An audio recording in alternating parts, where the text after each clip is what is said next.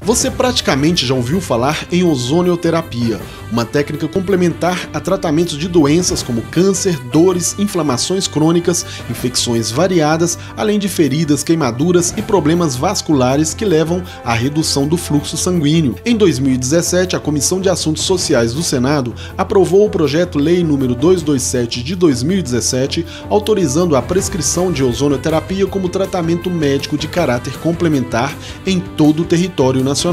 Para falar sobre os benefícios da ozonioterapia, convidamos o Dr. Henrique Rafael Leite. Ele é fisioterapeuta especializado em reabilitação ortopédica e especialista em ozonioterapia.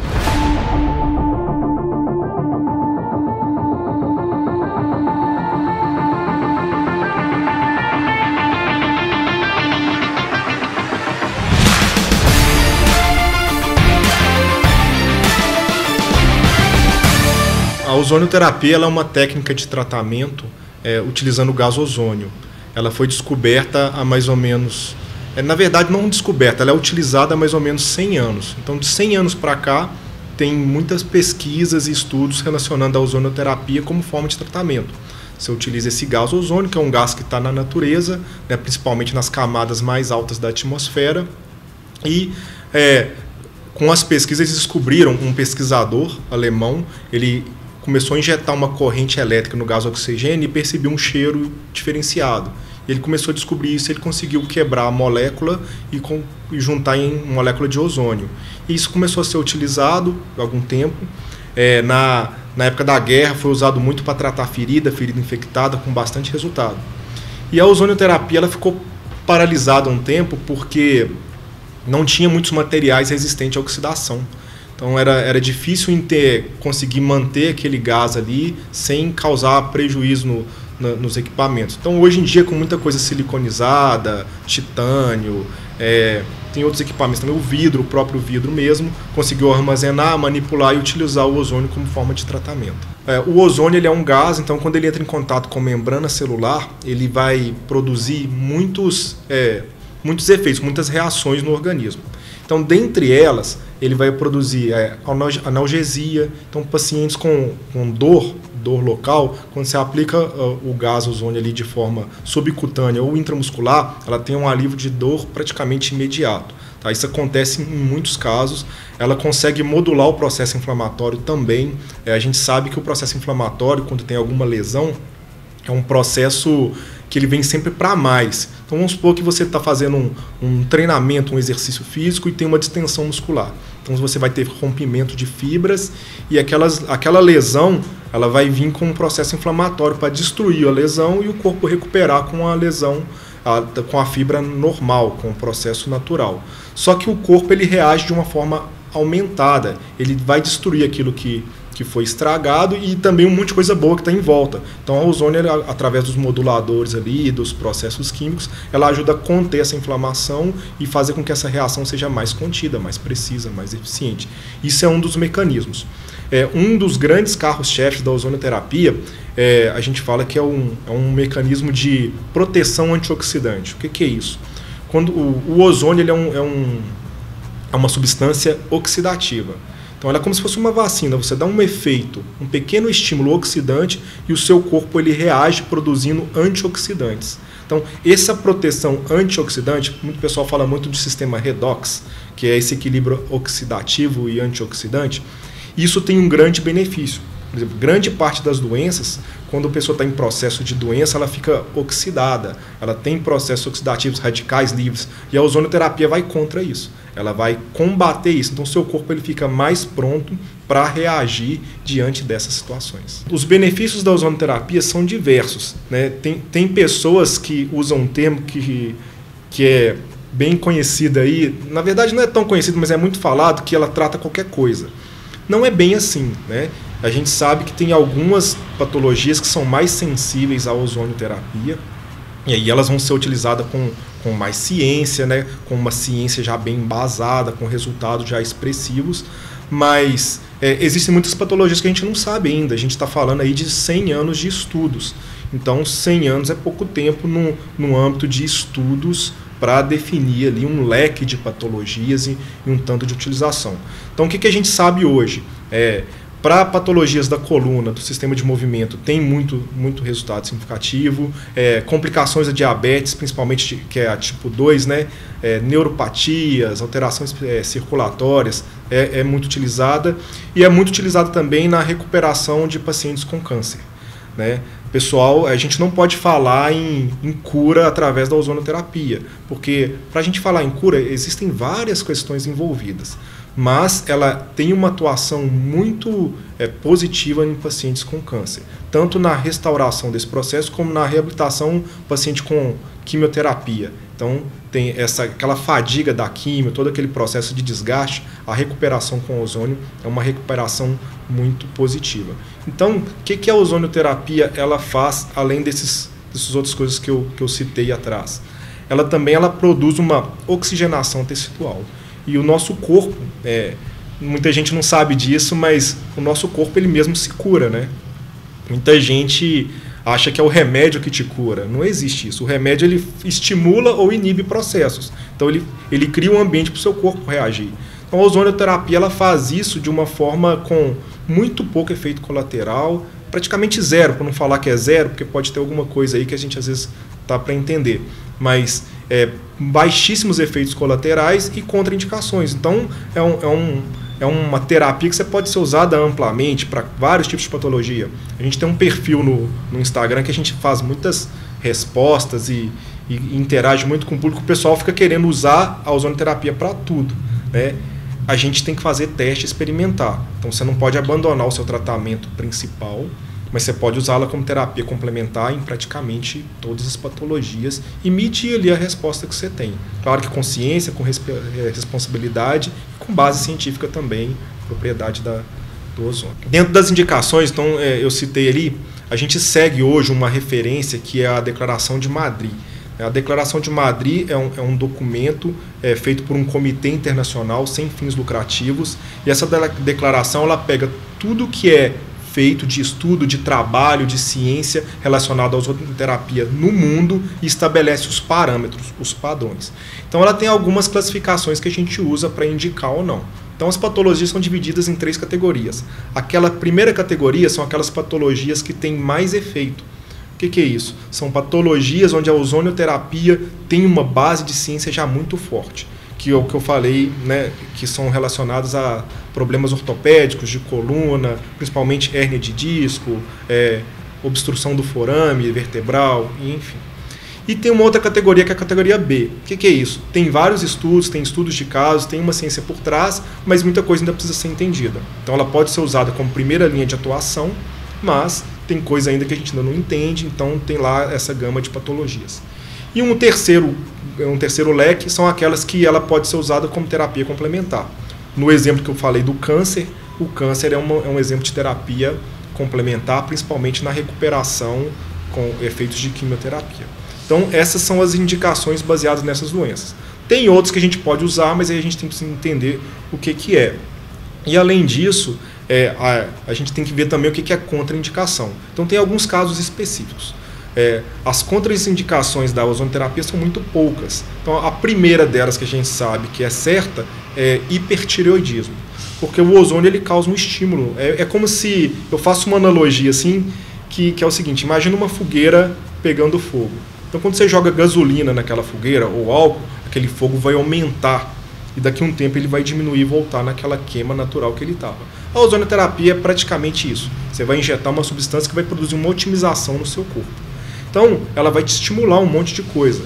No caso da tireoide, ela vai estimular o funcionamento da tireoide. Então, as pessoas que já têm a tireoide com o funcionamento aumentado, a gente não faz ozonoterapia. Ela pode estar medicamentada e equilibrada, e você pode até avaliar o risco e o benefício disso. Vai ter que fazer ajuste de dosagem de medicamento, talvez. Né? Aí tem que ver uma parceria com o médico na terapia. Então, essa é uma contraindicação. Uma outra é a pessoa que tem anemia, né, descontrolada, desbalanceada, não tem nenhum controle dessa anemia. A anemia ela tem uma relação também com uma deficiência de uma enzima que chama G6PD, né, que é a glicose 6-fosfato dehidrogenase. Essa deficiência ela causa uma dificuldade no transporte do oxigênio pela hemácia. Então, se você está fazendo uma hiperoxigenação da pessoa, se ela tem uma deficiência no transporte do oxigênio, a gente não vai fazer esse tipo de terapia nesse tipo de pessoa. Então, tem um exame que é barato, que a pessoa pode fazer em qualquer laboratório aí, a gente mede isso. Se você identifica que a pessoa tem esse perfil, a gente não faz o exame. A gente não faz a terapia, a gente pede o exame. Tá? Isso é um percentual. Na América Latina, parece que em torno de 3% das pessoas têm deficiência dessa enzima. Então, no seu consultório, mais ou menos 3% dos pacientes vão ter essa tendência. Aí você vai avaliar o que você precisa fazer ou não. E uma outra contraindicação é distúrbios de coagulação descontrolados, principalmente a trombocitopenia, que é um distúrbio de coagulação maior, que aí tem uns valores parametrizados para isso que a pessoa precisa entender. Então, basicamente hipertireoidismo, né? É a deficiência dessa enzima e alguma questão de coagulação que não contraindica, mas que você precisa ter um alerta para você ter cuidado para fazer ozonoterapia. Algumas outras coisas do tipo, a pessoa está com hemorragia, teve um AVC hemorrágico, na fase hemorrágica você não pode fazer.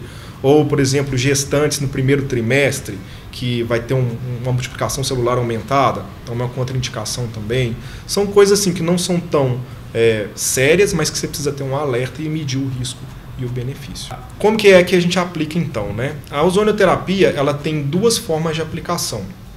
Uma delas, a principal, são as vias sistêmicas, ou seja, existem algumas vias já definidas que vai ter um efeito sistêmico no seu corpo. E a gente vai basear principalmente naquele efeito do sistema antioxidante. Tá? É um estímulo do sistema de defesa de proteção antioxidante. Essas vias sistêmicas, você pode fazer uma autohemoterapia maior, que você vai retirar um volume de sangue da pessoa, você oxigena aquele sangue com ozônio e vai reinfundir na pessoa, faz uma reinfusão. A gente não tem essa prática no consultório, tá? Isso aí é uma prática mais hospitalar, embora vocês vão perceber por aí que algumas pessoas fazem essa prática, mas é uma via sistêmica de bastante eficiência. Uma outra é a autohemoterapia menor, que aí você vai retirar uma pequena quantidade de sangue, 5 ml, oxigena ele e reaplica intramuscular. Né? Normalmente essa aplicação é feita no glúteo, por causa do volume que é aplicado.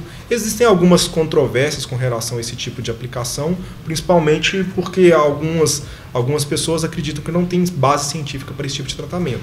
Mas tem muito estudo sim, mostrando a eficácia dele.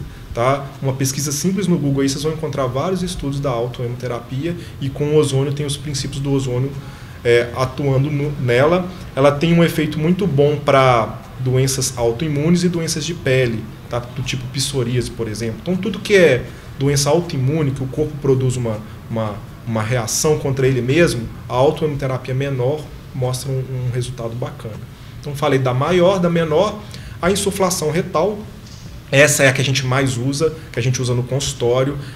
Você vai introduzir uma pequena sonda no reto, na região do reto. Então, aqui no Brasil, as pessoas têm um pouco de restrição contra isso, preconceitos e um monte de pensamento com relação a isso, mas não é uma técnica invasiva, não tem risco. E a região do intestino, ela é altamente vascularizada e hidratada. Então, por conta disso, a absorção do ozônio pela membrana celular é muito mais rápida e vai produzir diversos efeitos sistêmicos.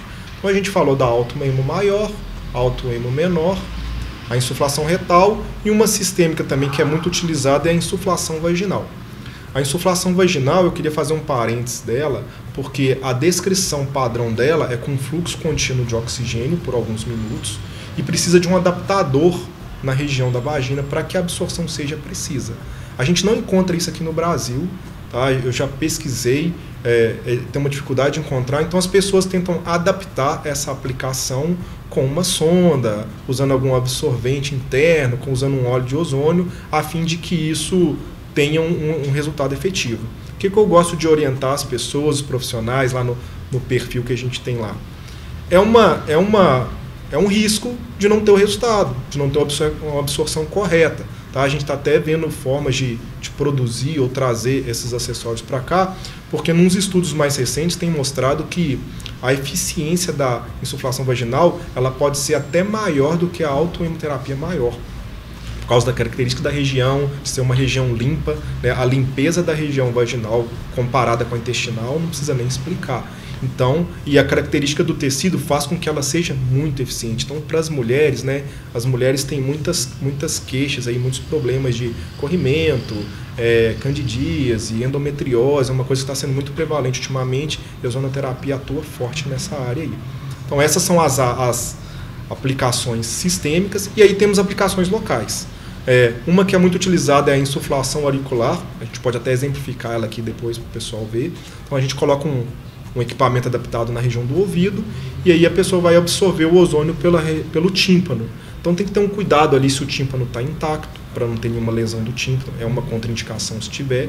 E ela vai ter um efeito somente local, que é da região do ouvido e um pouco da região da face. Tá? Tem gente, porque o pessoal não quer fazer a insuflação retal porque tem um pouco de preconceito, tem um monte de coisa envolvida, e aí alguns terapeutas indicam fazer a auricular para substituir. Isso não é possível, porque você não vai ter o efeito que você espera com a aplicação auricular.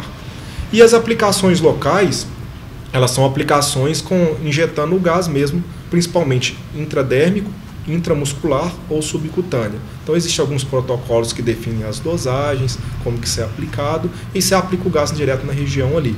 É muito utilizado na estética, dentistas usam bastante também esse tipo de aplicação, porque ela tem um efeito de analgesia, esterilização, matar micro-organismo, regeneração tecidual, muito interessante. E na estética, por causa dessa regeneração tecidual, linhas de expressão, manchas na pele, rugas, também o pessoal tem utilizado. O ozônio também ele tem um efeito lipolítico, que ele faz a quebra da molécula de gordura, então você facilita a absorção da gordura. Então, pessoas têm usado de forma estética para gordura localizada, questão de bichectomia, que é uma cirurgia que está meio na moda aí para diminuir a bochecha, então pode ser feito com ozônio também. Então, basicamente, são essas as formas de aplicação da ozonoterapia. Essas foram as informações sobre a ozonoterapia. Espero que vocês tenham gostado, que possa te ajudar. E se você quiser saber mais, siga a gente nas nossas redes sociais, no ozonioterapia.oficial. Lá nós temos o nosso canal no YouTube, nós temos também um e-book. E se você precisar de um atendimento presencial, nós estamos na rua Rio de Janeiro, no centro de Belo Horizonte, número 243, no 4º andar. E o nosso WhatsApp de contato é o 995559582.